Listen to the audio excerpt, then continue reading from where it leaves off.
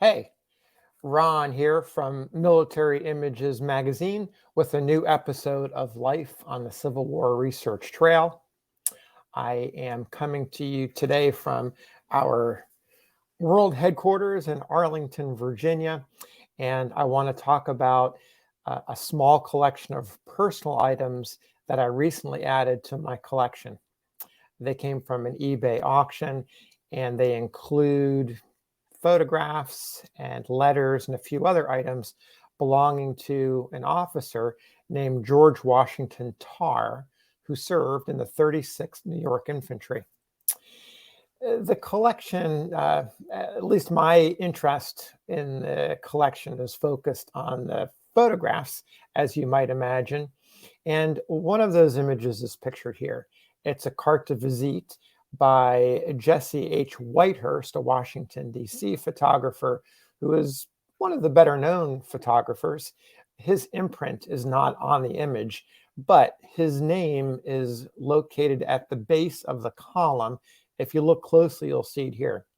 So we've got a picture of George Washington Tarr posed in his overcoat, and you can see his boots have got some mud on it. Must have been maybe had some recent rain, and he tracked that mud into Whitehurst studio.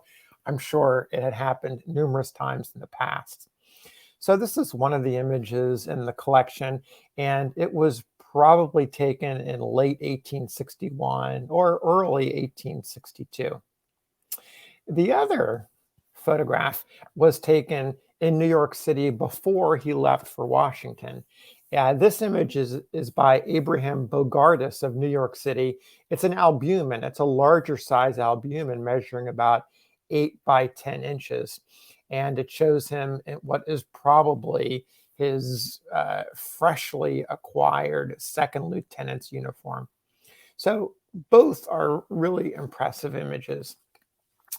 And so I also mentioned some other personal items. There's a couple of letters that he wrote to his sister, sort of chatty letters describing a little bit of his early war activities.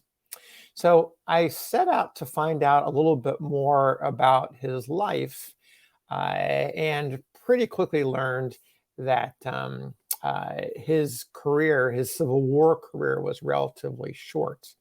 But it begins in New York City right after Fort Sumter.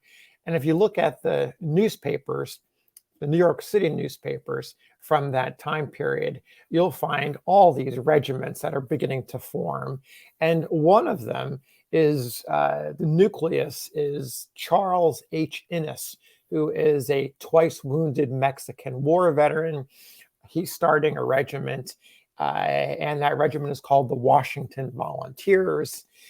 One of the early recruits is George Washington Tarr. Over the next couple of months, as the recruiting is taking shape, Tarr becomes involved in mustering in the men and helping in the recruitment process. And so for his efforts, he is named a second lieutenant of one of the companies in the regiment, an honor that's given to many young men who play these roles in organizing and recruiting. So off to Washington, D.C. they go. They are in the defenses of Washington, and they get there before the end of 1861. This is probably when Tarr wanders over to Whitehurst's gallery and has his photograph made. The following spring is the first campaign, the first major campaign for the Washington Volunteers, which by now has mustered into federal service as the 36th New York Infantry. So here's the 36th, these largely New York City residents. They've had their training and they are embarking on the Peninsula Campaign. And some of the letters that Tarr is writing home, he talks about the health of the men. He talks about his own health. Everybody is fine spirits. They couldn't be healthier. They are robust. They are strong. In a letter he writes on April 2nd, 1862, as they're moving down the peninsula, he again refers to the health and the welfare of everybody. Few men in the regiment that are sick. And yet, A month later, May 17th, 1862, Tarr dies of typhoid, which is probably caused by sanitary commissions. So his war service, as I mentioned up front, is relatively short. He is eventually buried in Greenwood Cemetery in Brooklyn, New York. So one of the research moments that I had was trying to find details about his death. And I'm also looking for memorial information, some sense of what his character was like. And so I didn't find much in the way of newspaper accounts, just basic records, and acknowledgement of his death. However, in the most unlikely place, I found two references to his patriotism and his character as a person. And so they turn up in this register that some of you, if you know research and you've been on ancestry.com, occasionally you'll see the U.S. burial register. And this was kept for many years. And as you can see by the sample page here, that includes George Washington Tarr's entry. It's a fairly mundane record. I mean, it's informative, don't get me wrong, but it's got, this is a modern, the 1860s version of a modern day Excel spreadsheet.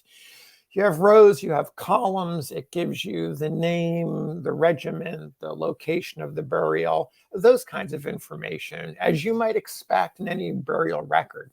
This is the Army's version of that record. And as I mentioned, this is a fairly nuts and bolts document. And I've seen these burial register pages on numerous occasions. And they typically help me confirm and add a bit of detail sometimes to the information I've already collected. In this case, however, I'm going to show you the entry. Take a look at the entry for George Washington Tarr. Written beneath it in pencil is bravest of the brave. I mean, this kind of notation I've never had this experience before in the U.S. burial register. And if that's not enough, in pen, underlined in red, is a Latin phrase, sit tibi terra levis, which translates to, may the earth rest lightly upon you or on you. So these two notes really shed some light on who George Washington Tarr was as an individual. And it's also a tribute to his character during the war, to the courage that he never was able to display in battle. One outstanding question, and I'm not sure if I'm ever going to answer it, is who wrote this? Who made these notations on the very formal U.S. burial register? I'm not sure that I'll find this information, but I'm really intrigued. And I'm most intrigued and most excited to have had an opportunity to find this information that sheds some details on the life and military service of George Washington Tarr of the 36th New York Infantry. So until the next video, happy trails.